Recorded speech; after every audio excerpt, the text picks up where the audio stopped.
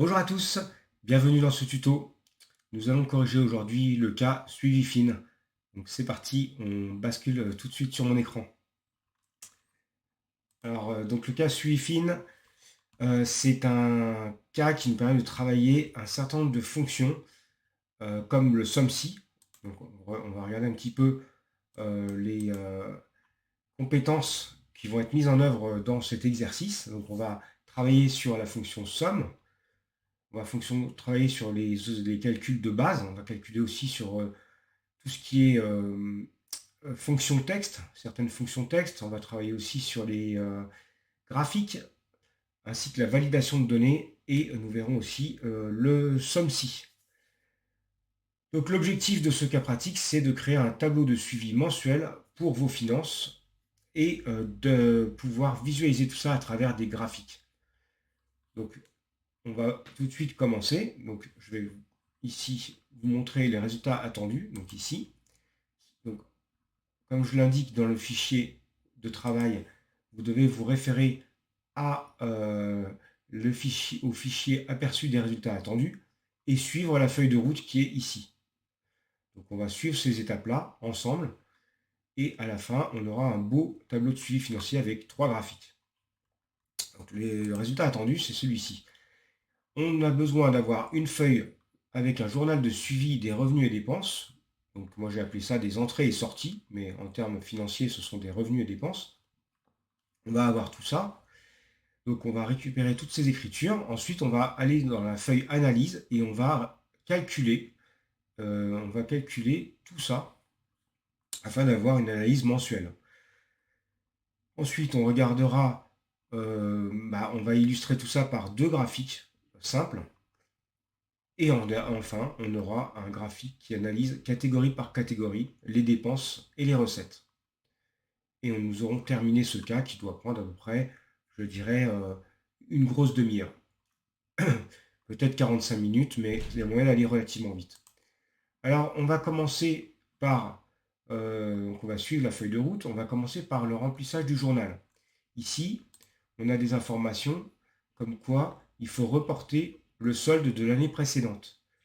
Alors, pour faire ça, on va recopier ce libellé-là, report du solde.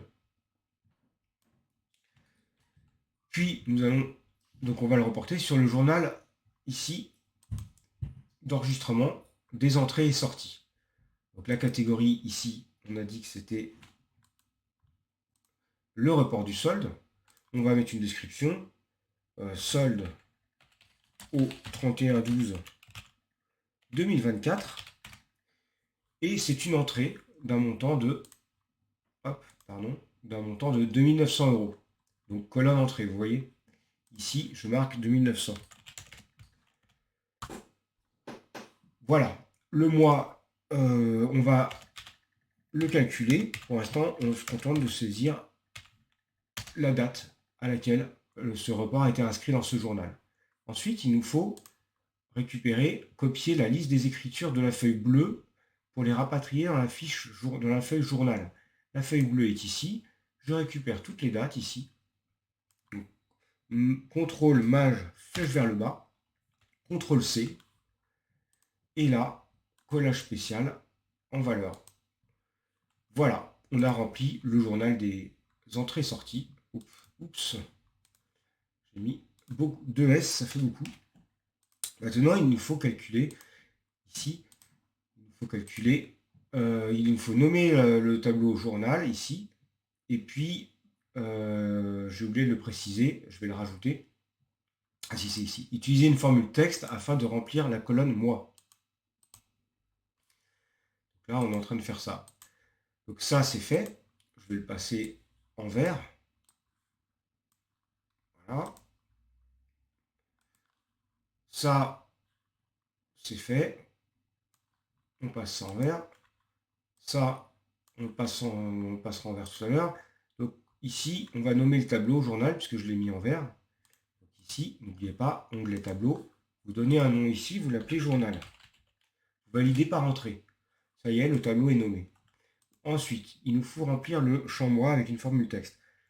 Comment trouver le mois à partir d'une date ici Eh bien, vous allez faire égal texte, ici, texte de ce champ-là. Vous allez mettre ce champ date en format texte, parce que le champ date n'est pas un champ texte, mais un champ numérique, avec un format particulier, mais ça reste du numérique. Date, ok. Alors après, mon assistant ici, FX, m'indique que je dois préciser le format. Le format, retenez-le, il faut mettre M, M, M, M. En effet, si vous mettez 4 fois M, vous aurez le mois en entier. Si vous mettez 2 fois M, vous aurez le mois comme ça. Et si vous mettez 3 fois M, vous aurez les 3 premières lettres du nom du mois. Ça fera janvier, les 4 premières plutôt. Voilà, donc moi je mets le mois en entier. Ensuite, petite coquetterie qu'on va pouvoir se permettre parce qu'on connaît nos formules texte, on va rajouter le champ, on va rajouter ici nom propre devant notre formule qui fonctionne. Donc on rajoute la formule nom propre et on va transformer tout ça avec la fonction nom propre. Alors on ferme la parenthèse ici, puisqu'on a ouvert ici, et puis on valide ça avec la coche verte. Voilà, tous nos mois sont basculés au mois de janvier. Donc on a terminé ici cette partie-là. On va passer à la feuille 2, analyse par mois. Je rebascule sur mon fichier. Je vais cocher ici cette ligne-là comme étant réalisée. Puis je vais calculer les 3 cellules jaunes en haut à droite. Ah non, elle n'est pas tout à fait finie. Il faut que je calcule ça. On va le faire tout de suite. On va aller dans le journal et on va remplir ces 3 cases jaunes. Le cumul des entrées, donc c'est la somme. C'est la somme de tout ça. Le cumul des sorties, c'est la somme de tout ça. Le solde de banque, c'est égal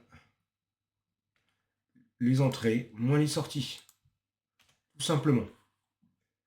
Nous en avons terminé pour la feuille journal. On va passer sur la feuille rose, analyse. La feuille analyse ici nous propose de faire une analyse mois par mois des entrées et des sorties. Il faut récupérer le cumul des entrées mois par mois et pareil pour les sorties. Nous allons utiliser la somme somme.si. Somme.si va nous permettre de calculer une somme en fonction d'un critère. Allons donc dans le F, on va prendre l'assistant fonction qui nous demande d'indiquer où se trouve la plage de données concernées. Nous allons récupérer cette plage dans le journal ici. Donc la plage dans laquelle on a l'information par rapport aux critères, c'est la plage, c'est toute la colonne mois ici. Je sélectionne avec la grosse flèche noire car je suis en mode tableau. Ici, le critère, il faut aller le chercher ici. Voilà, il ne faut pas taper janvier ici parce que sinon on ne pourra pas recopier vers la droite. Il faut vraiment mettre une valeur relative, donc cliquer dans B2. Ensuite, il nous faut la somme, il nous faut indiquer sur quelle somme, sur quelle plage nous devons faire la somme. La somme sera faite sur la plage, ici, des entrées. Donc il faut sélectionner la colonne entrée. Le nom journal est repris parce que c'est le nom du tableau. Crochet entrée parce que crochet veut dire colonne entrée, donc le champ entrée. Voilà, maintenant, si je recopie vers la droite, ça ne fonctionne pas. En effet, j'ai pas 0 € d'entrée au mois de février. J'ai voilà, par exemple mon salaire de février qui est arrivé le 2. Par conséquent, il y a un problème dans ma formule. Ici, il y a eu un décalage. Donc on est parti sur les sorties ici, ça s'est décalé. Et la date aussi ici. Donc là, je vais vous l'afficher dans la cellule en faisant F2. J'ai fait un somme-ci et regardez. Le C2, c'est bon. Par contre, ça regarde la date ici. Ça regarde la plage date, alors qu'il faudrait que ça regarde la plage mois. Et puis ça regarde au niveau des sorties, alors qu'il faudrait que ça regarde au niveau de la colonne des entrées. Regardez comment a été faite la formule initiale, quand ça fonctionnait. On avait le mois et les entrées. Regardez février, nous avons la date et les sorties. Donc ça veut dire qu'on a eu un décalage qui n'était pas approprié. Je fais donc copier et je sélectionne tout ça et je vais coller cette formule partout. Et là, ici, cette fois-ci, eh bien, le SOM-SI continue à prendre le mois, entrée. Au mois de juin, pareil, mois, entrée. Donc, tout fonctionne parfaitement. Voilà. Maintenant, je vais faire les sorties. Alors, je refais ma formule SOM-SI. SOM.SI. La plage, alors cette fois-ci, je ne pouvais pas prendre l'assistant.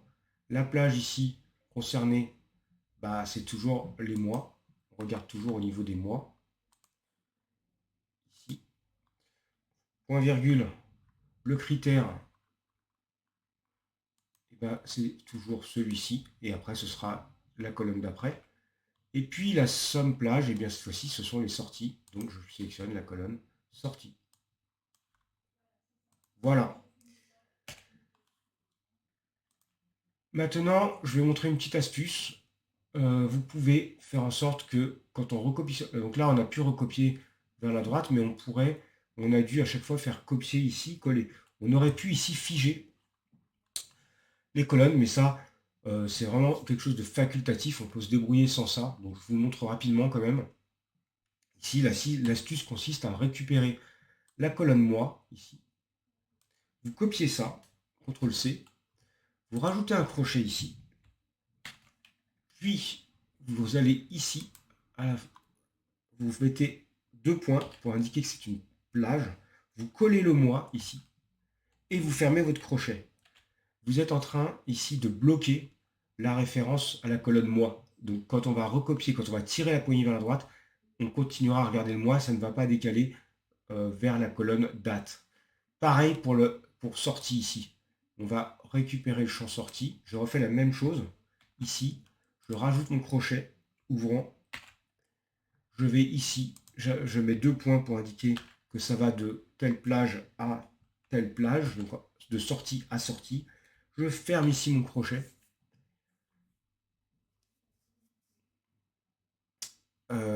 Et je valide par entrée ou par la coche verte.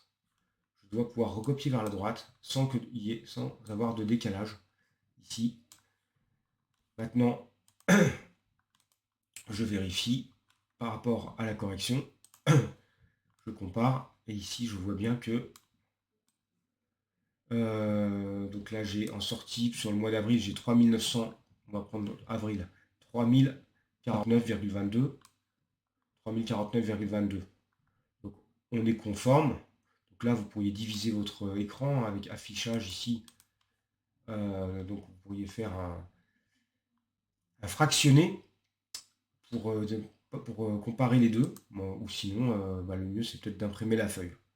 Ici, on va continuer. Donc, écart mensuel. Donc, l'écart mensuel ici, c'est la différence entre les entrées et les sorties. Donc, ça moins ça.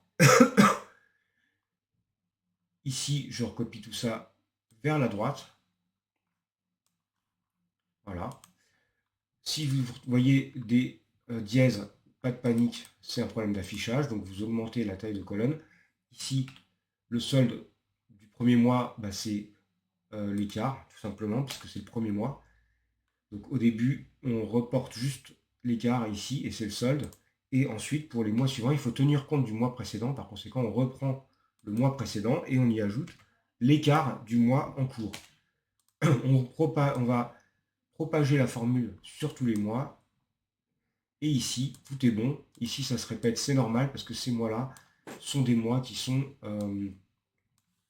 que je devrais mettre en grisé, parce qu'en réalité, on ne peut pas les analyser, il n'y a pas eu de saisie. Je vais les mettre en grisé, voilà.